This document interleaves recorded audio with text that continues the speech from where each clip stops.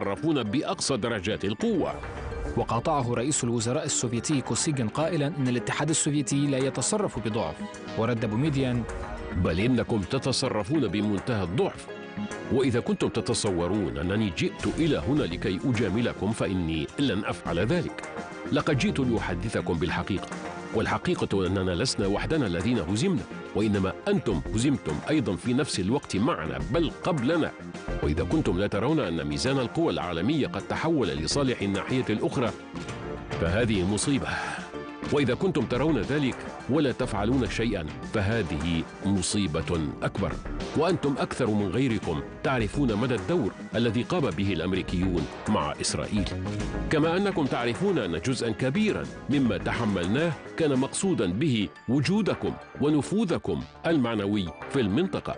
وقد تركتم ما حدث يحدث رغم أنكم أول من حذر منه دون أن يصدر عنكم أي رد فعل إلا بالبيانات والمقالات. ومرة أخرى كان كوسيجين هو الذي رد على بوميديان فقال له: هل تريدون أن ندخل في حرب نووية؟ وهل تقدرون ما هو معنى الحرب النووية واحتمالاتها؟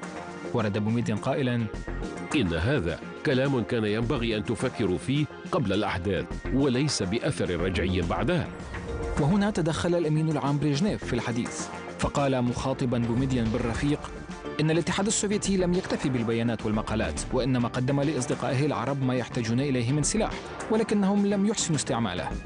وهنا فقد بوميديان أعصابه وقال لبريجنيف: ليكن، نحن لا نحسن غير أن نسوق الجمال ولا نعرف كيف نقود الطائرات الحديثة، تعالوا أنتم وأرونا ما تستطيعون عمله.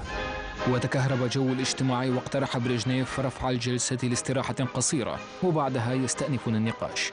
وانتهت مباحثات بوميديان في موسكو بنوع من شبه التفاهم على أن رئيس الدولة السوفيتي نيكولاي بادغورني سوف يسافر إلى القاهرة للقاء مع الرئيس جمال عبد الناصر، وهناك سوف يقوم بتسوية الأمور وتنسيق المواقف، وهذا ما حصل.